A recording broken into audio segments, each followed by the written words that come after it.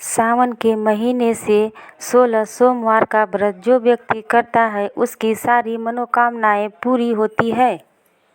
सावन के महीने में 16 सोमवार व्रत करने से भगवान शिव की विशेष कृपा बनी रहती है। सावन के महीने से जो मनुष्य 16 सोमवार का व्रत करता है उसकी सारी मनोकामनाएं पूरी होती है। साथ ही ऐसे व्यक्ति को धन संपत्ति और पारिवारिक सुख समृद्धि मिलती है। सावन के महीने में रोजाना इस कथा का पाठ करना चाहिए। माता पार्वती के साथ भगवान शिव की सारी मनोकामनाएं पूरी होती है। सावन के महीने में भगवान शिव की पूजा के लिए सोमवार का दिन सबसे उत्तम माना जाता है।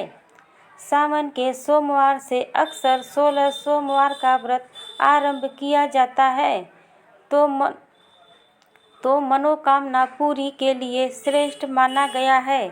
16 सोमवार का व्रत करने वाले शिव भक्तों को और सावन सोमवार व्रत करने वाले भक्तों को भी सोमवार व्रत की इस कथा का पाठ सोमवार और संभव हो तो सावन में हर दिन करना चाहिए। आइए जानते हैं पुराणों में वर्णित 16 सोमवार व्रत कथा।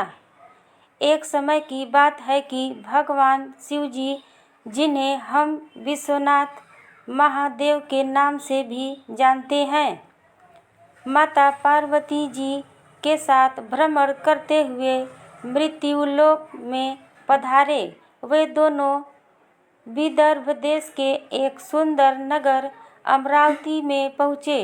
यह पूरी अमरावती के समान ही सुंदर, सुख समृद्धि और वैभव से पूर्ण थी।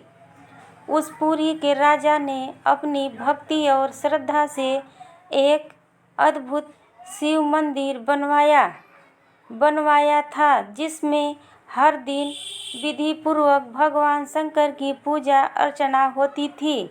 शिव जी और माता पार्वती को वह मंदिर इतना प्रिय लगा कि वे वहीं ठहर गए। उस शांत, पवित्र और मनोहारी मंदिर में रहते हुए शिव जी और पार्वती जी प्रसन्नचित्त रहते थे। एक दिन माता पार्वती ने देखा कि भगवान शिव बहुत प्रसन्न हैं, तो उन्होंने सोचा कि क्यों न कुछ खेलकर उनका मन बहलाया जाए। माता ने शिव जी से विनम्रता से कहा, नाथ, आज मेरा मन कर रहा है कि हम दोनों चौसर खेलें।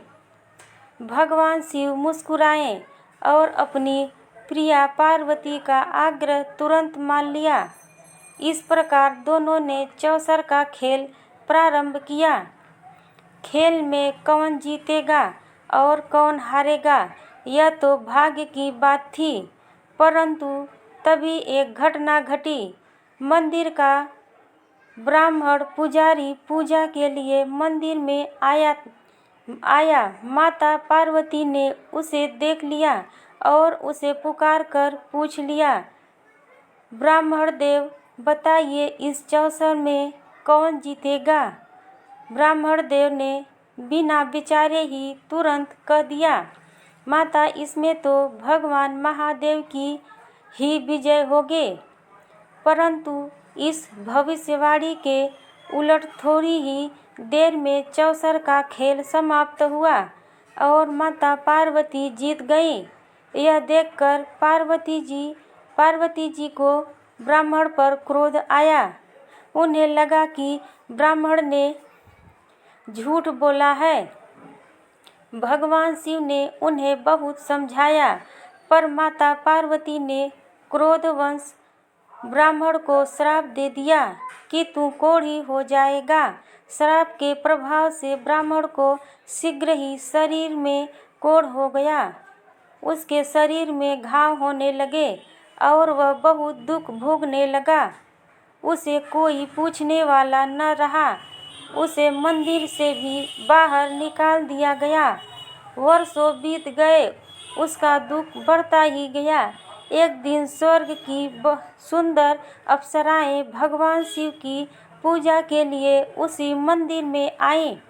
उन्होंने ब्राह्मण को देखकर दया से पूछा, हे ब्राह्मण देव, तुम कौन हो? तुम्हारी यह दशा कैसे हुई? ब्राह्मण ने करुण स्वर में सारी कथा कह सुनाई कि किस प्रकार माता पार्वती ने उसे श्राप दिया।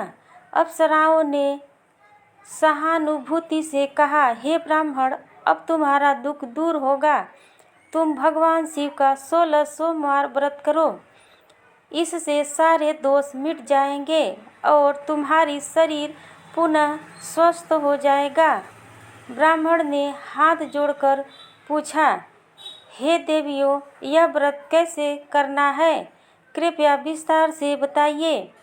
तब अप्सराओं ने बताया, हर सोमवार प्रातः स्नान करके शुद्ध वस्त्र पहनो, फिर आधा किलो गेहूं का आटा लेकर उसे घी में भूनो और उसमें गुड़ मिलाकर प्रसाद तैयार करो। उसे 3 भागों में बांट लो।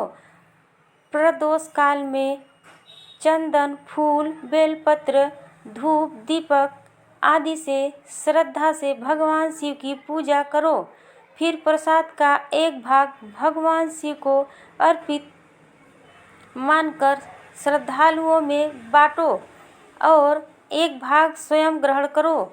इस तरह 16 सोमवार तक यह व्रत करो। 17वें सोमवार को विशेष पूजा कर चूरमा बनाओ और सभी को बांटो। भगवान शंकर की कृपा से सब मनोरथ पूर्ण होंगे। इतना कहकर अप्सराएं स्वर्ग लौट गई। ब्राह्मण ने वही विधि पालन की। 16 सोमवार व्रत पूरे करने के बाद वह कोढ़ से मुक्त हो गया। उसका शरीर फिर से सुंदर हो गया। कुछ समय बाद भगवान शिव और माता पार्वती फिर उसी मंदिर में आए। उन्होंने स्वस्थ पुजारी को देखकर माता पार्वती ने आश्चर्य से पूछा, तुम्हारा रोग कैसे दूर हुआ? ब्राह्मण ने हाथ जोड़कर 16 सोमवार व्रत की सारी महिमा माता को सुनाई। माता पार्वती जी को व्रत की महिमा जानकर बड़ा हर्ष हुआ। उन्होंने भी इस व्रत को विधि पूर्वक किया। व्रत के प्रभाव से उनके पुत्र कार्तिकेय, जो माता से कुछ रुष्ट होकर दूर चले गए थे, स्वयं लौट आए और माता के आज्ञाकारी बन गए। कार्तिकेय जी के एक मित्र ब्राह्मण ने जब यह व्रत की महिमा सुनी तो उसने भी इसे विवाह के लिए किया। एक दिन वह किसी अन्य देश गया, जहाँ राजा अपनी कन्या का स्वयंवर कर रहा था। स्वयंवर में अनेक राजकुमार आए थे, परंतु भाग्यवश उस ब्राह्मण के गले में ही राजकन्या ने हाथी की पीठ पर बंधी वरमाला डाल दी। राजा ने प्रतिज्ञा के अनुसार अपनी पुत्री का विवाह उसी ब्राह्मण से कर दिया। ब्राह्मण और राजकन्या का जीवन आनंद से बीतने लगा। एक दिन रानी ने अपने पति से पूछा, हे स्वामी, ऐसा कौन सा पुण्य कर्म आपने किया कि मेरे जैसा सौभाग्य मिला? ब्राह्मण ने मुस्कुराकर कहा, प्रिय, यह सब 16 सोमवार व्रत का चमत्कार है। रानी ने भी पुत्र प्राप्ति की इच्छा से यह व्रत शुरू किया। भगवान शिव की कृपा से उसके गर्भ से एक सुंदर, तेजस्वी और धर्मात्मा पुत्र उत्पन्न हुआ। वह बालक बड़ा होकर अत्यंत ज्ञानी और यशस्वी राजा बना। एक दिन उस बालक ने अपनी माता से पूछा, माँ, आपने ऐसा कौन सा व्रत किया जिससे मेरे जैसा पुत्र मिला? माता ने उसे भी 16 सोमवार व्रत की महिमा बताई। पुत्र ने राज्य अधिकारी बनने की कामना से इस व्रत को किया। राज्य अधिकारी बनने के बाद वह ब्राह्मण पुत्र अपनी पत्नी के साथ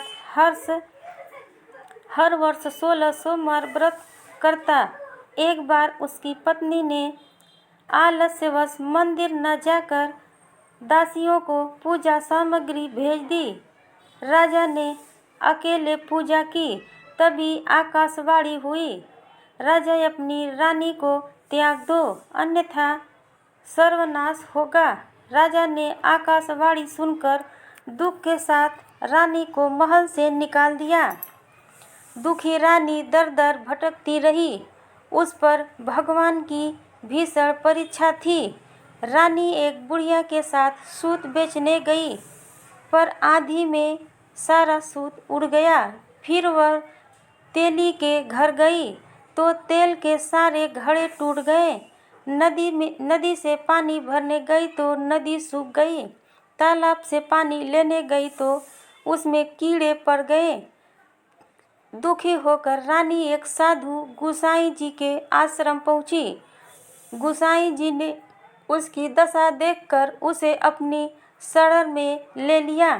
रानी ने गुसाई जी को सारा दुख और शिव व्रत की कथा सुनाई। गुसाई जी ने कहा, पुत्री, तुम फिर से 16 सोमवार व्रत करो, शिव जी सब क्लेश हर लेंगे। रानी ने व्रत किया और 17वें सोमवार को राजा ने उसे खोज निकाला। गुसाई जी के आशीर्वाद से वह फिर से महल लौटी। राजा और रानी सब लोग खुशी खुशी रहने लगे और नगरवासियों ने बहुत खुश हुए। सब लोग भगवान शिव का जयकारा लगाने लगे।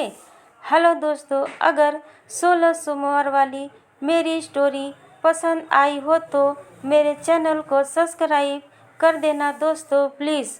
और एक बार 16 सोमवार का व्रत करके देखिए, आपकी हर मनोकामना भोलेनाथ पूरी करेंगे। जय हो शंभुनाथ, जय हो हर हर महादेव, जय श्री राम।